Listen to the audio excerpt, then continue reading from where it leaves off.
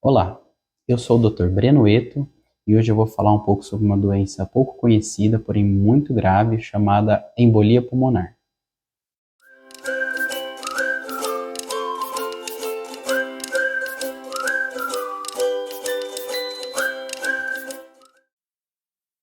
A embolia pulmonar acontece quando um trombo é formado geralmente nos membros inferiores. Esse trombo ou coágulo, ele se forma geralmente quando a pessoa tem algum fator de risco, ou por ser portadora de uma doença da coagulação, ou por estar em um estado pró-coagulante. Geralmente quando fica muito tempo imobilizado, como em grandes viagens, principalmente de viagens de avião, ou quando sofre algum trauma ou grande cirurgia.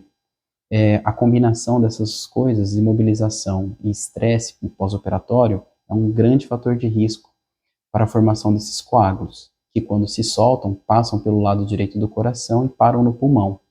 A embolia pulmonar é uma doença muito grave e infelizmente subdiagnosticada.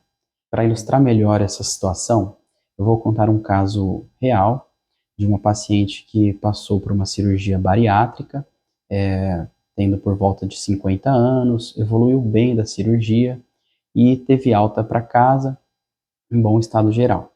Por volta do 10º dia pós-operatório, a paciente começou a ter falta de ar, um dos principais sintomas da embolia pulmonar.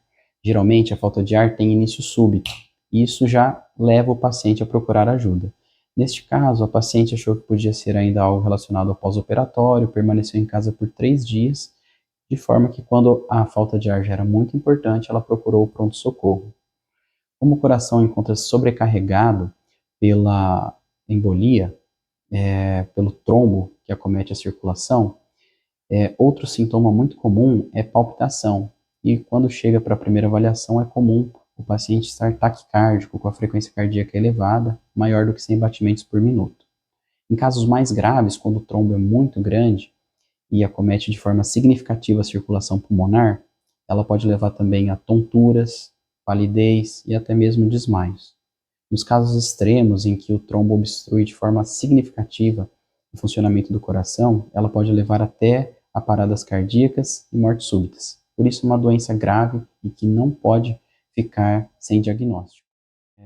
Pode ser feito alguns exames de sangue para tentar excluir a embolia pulmonar, mas como era um caso de alta suspeição, já foi feito inicialmente o diagnóstico com o padrão ouro, que é a angiotomografia de pulmão.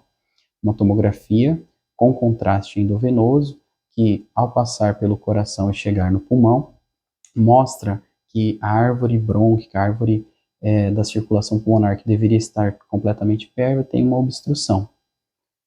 Nesse caso, foi instituído rapidamente o tratamento, que é feito com a anticoagulação, e a paciente foi internada na UTI, devido ao risco que ela apresentava de complicações graves. Como parte da circulação pulmonar estava comprometida, a saturação de oxigênio dela era baixa e ela precisou de suporte com grandes quantidades de oxigênio, e o ecocardiograma, o ultrassom do coração, mostrava que o lado direito, que bombeia o sangue para o pulmão, estava comprometido. Nesses casos mais graves, é possível lançar mão de um procedimento mais agressivo, chamado trombólise, em que nós administramos um remédio para dissolver os trombos. Porém, essa paciente tinha uma contraindicação à trombólise, uma vez que ela tinha passado por uma cirurgia recente e havia um risco muito grande de sangramento na ferida operatória. Foi então mantida monitorada e com um anticoagulante, e por ser uma paciente jovem, provavelmente com um sistema fibrinolítico intrínseco muito bom, o próprio organismo dela conseguiu dissolver esses trombos, e no 5º dia de internação foi repetido o ecocardiograma, que mostrou um alívio importante da pressão na artéria pulmonar, já com o ventrículo direito, que bombeia o sangue para o pulmão, funcionando de forma melhor. Assim, ela recebe alta para o quarto, para terminar o tratamento, e vai continuar tomando um anticoagulante em casa por 3 a 6 meses. É por isso que sempre que um paciente interna, e principalmente após passar por cirurgias, nós médicos tentamos evitar essa complicação usando a prevenção. Ela pode ser feita de forma mecânica, com a saída precoce do leito, a deambulação precoce, que é colocar o paciente para andar o quanto antes, e até mesmo com botas de compressão para estimular o sangue a retornar das pernas para o coração. Mas, de forma geral, o que nós fazemos é colocar uma profilaxia medicamentosa, geralmente com enoxaparina em doses baixas, ou com xarelto em doses intermediárias de 10 miligramas. Essa profilaxia, essa prevenção pode ser feita inclusive em casa quando o paciente tem alta ainda imobilizado. E no caso de que já aconteceu a embolia, o paciente vai permanecer com anticoagulante oral por pelo menos 3 a 6 meses a ser reavaliado.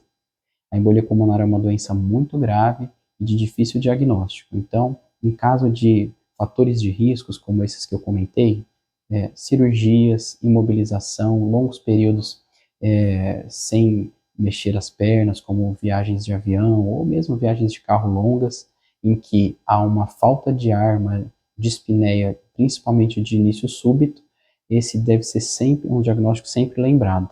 Outro sintoma também comum é uma dor ao respirar, uma dor que piora ao respirar, uma dor que a gente chama de ventilatório dependente na região do tórax. Se você ou algum amigo tiver um desses sintomas, não deixe de procurar o auxílio médico o quanto antes, porque é uma doença que não pode ficar sem tratamento e potencialmente grave. Obrigado.